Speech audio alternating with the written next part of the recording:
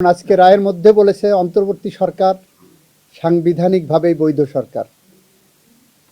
Article 106-এ opinion নিয়ে করা হয়েছে এবং আর্টিকেল 106-এর প্রেক্ষাপটে অর্ডারের মধ্যেই দিয়ে দেন চিফ জাস্টিসের নেতৃত্বে যে ফুল বেঞ্চ, তারা যে 106-এ ওপিনিয়ন দিলেন, এটা কিন্তু সাংবিধানিক ওপিনিয়ন। আপিল বিভাগের সাংবিধানিক ওপিনিয়নে বলেছেন, রাষ্ট্রপতি ওনাদের কাছে বলেছেন সংসদ ভেঙে দেওয়া হয়েছে, প্রধানমন্ত্রী চলে গেছেন, অন্য কাউকে ডেকে সরকার গঠন করা সম্ভব নয়। এই পরিস্থিতিতে রাষ্ট্রপতি অন্তর্বর্তীকালীন সরকার গঠন করতে আইনি কোনো বাধা আছে কিনা, সেখানে সুপ্রিম কোর্ট গোটা প্রেক্ষাপট বিবেচনায় নিয়ে সুপ্রিম কোর্ট বলছেন এটা বৈধ এবং সাংবিধানিক সরকার হবে। ওইটার সাথে তত্ত্বাবধায়ক সরকারের কোনো সাংঘর্ষিক কোনো পজিশন নাই।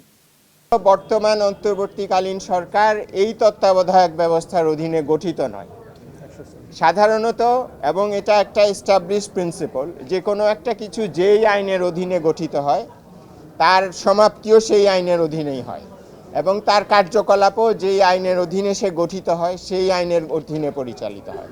বর্তমান অন্তর্বর্তীকালীন সরকার তত্ত্বাবধায়ক সরকার ব্যবস্থা, যেটা পঞ্চদশ দিয়ে বাতিল হয়েছিল, তার অধীনে গঠিত হয় নাই। এটা গঠিত হয়েছে প্রধানমন্ত্রী পালিয়ে যাওয়ার ফলে বাংলাদেশে যে গভীর সাংবিধানিক শূন্যতা সৃষ্টি হয়েছিল সেই সাংবিধানিক শূন্যতা পূরণের জন্য, এবং সেই পরিপ্রেক্ষিতে আমাদের আপিল বিভাগ আমাদের রাষ্ট্রপতি আপিল বিভাগের কাছ থেকে সংবিধানের 106 অনুচ্ছেদে একটি মতামত চান, যেটা একটা সংবিধানের ধারা, এবং তখন আপিল বিভাগ মতামত দেন যে দেশে এই সাংবিধানিক শূন্যতা পূরণকল্পে এবং দেশের সিকিউরিটি, নিরাপত্তা, জনগণের নিরাপত্তা, অর্থনৈতিক নিরাপত্তা নিশ্চিত করার জন্যে প্রেসিডেন্ট একটা অন্তর্বর্তীকালীন সরকার গঠন করতে পারেন। কাজেই এটা গঠিত হয়েছে 106 অনুচ্ছেদের সুপ্রিম কোর্টের ওপিনিয়ন অনুযায়ী, এবং আরও কিছু সাংবিধানিক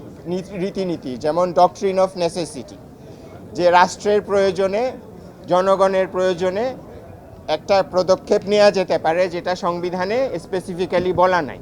এবং আপিল বিভাগের 106-এর যে ওপিনিয়ন, এখানেও বলা আছে যে অন্তর্বর্তীকালীন সরকার গঠনের ব্যাপারে সংবিধানে স্পষ্ট করে কিছু বলা নেই, এবং এটাই স্বাভাবিক যেহেতু এই জিনিসটা বাতিল হয়ে গিয়েছিল তত্ত্বাবধায়ক ব্যবস্থাটা। কাজেই এই বর্তমান প্রফেসর ইউনূসের নেতৃত্বাধীন অন্তর্বর্তীকালীন সরকার, এটার গঠনের ভিত্তি পরিপ্রেক্ষিত সম্পূর্ণ ভিন্ন।